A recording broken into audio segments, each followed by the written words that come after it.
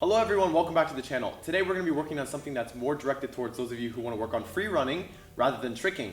We're going to do 4 types of vaults today, starting with our Kong vault, then our two-handed safety vault, into a one-handed vault, and then a one-handed 360 vault. Now, not everyone has the equipment that they can use in order to practice these vaults, so I recommend using something like an ottoman or maybe even the side of your couch. If you can't use that inside, then go outside, use a chair, or use the side of a rock, anything like that. Now, like I said, the first one that we're going to work on is our Kong vault, and I have this handy obstacle here so that I can show you exactly how to do it. Just a quick note before we get started, you might want to warm up and kind of stretch, that way you don't pull something. In order to get started with these vaults, we're going to break it down into 3 steps. First, we're going to learn how to do our vault, then we're going to do it slowly, and then we're going to do it at full speed. So first, to get started with Kong vault, what I want you to do is put your hands on the object that you're going to vault over.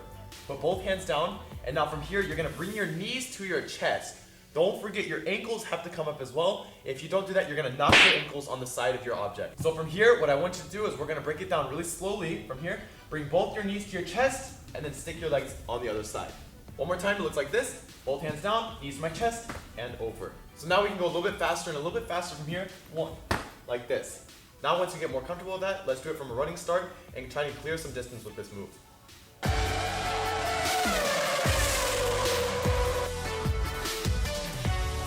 The second move we're going to work on is our two-handed safety vault.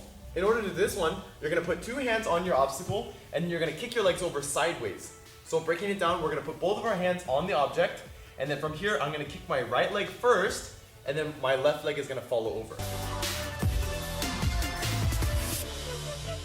Now the cool thing about this is that actually you can add a roundhouse kick to it as well. From here you can kick with your top leg, snap your kick out, and then bring it back. That looks like this.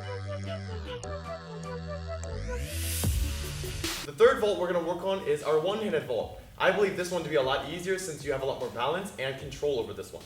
We're going to start slow by putting one hand down, usually your dominant hand, and then you're going to kick one leg over followed by the next leg. Slowly it looks like this. 1, 2. Same thing from the other side. 1. Now this one you can really add a lot of height and get your roundhouse kick as high as possible.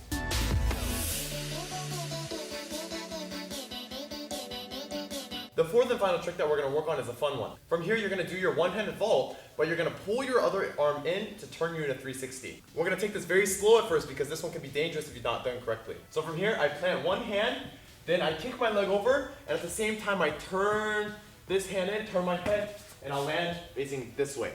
If done correctly, you'll have done a full 360 on your vault. One more time, slowly, it looks like this. Plant my hand, kick over, turn my body. If you can't quite get this, one key thing that people forget is that their head is extremely important when doing a rotation. Your head has to turn all the way and your body will follow. Also, as a small reminder, don't forget to pull your arm in close here. That's what gives you a lot more rotation.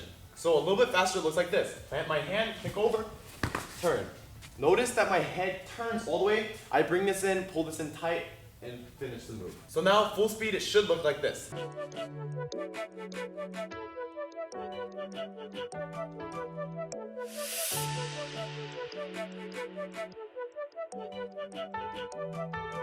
Once you get extremely comfortable with these vaults, you can start adding a roll out of it. I'll demonstrate one time with the Kong vault. The first way to add a roll to your vault is by planting your feet after you do the vault and then rolling. The second way, and the more fun way, is that after you do your Kong vault, right away, tuck your head and go into your roll.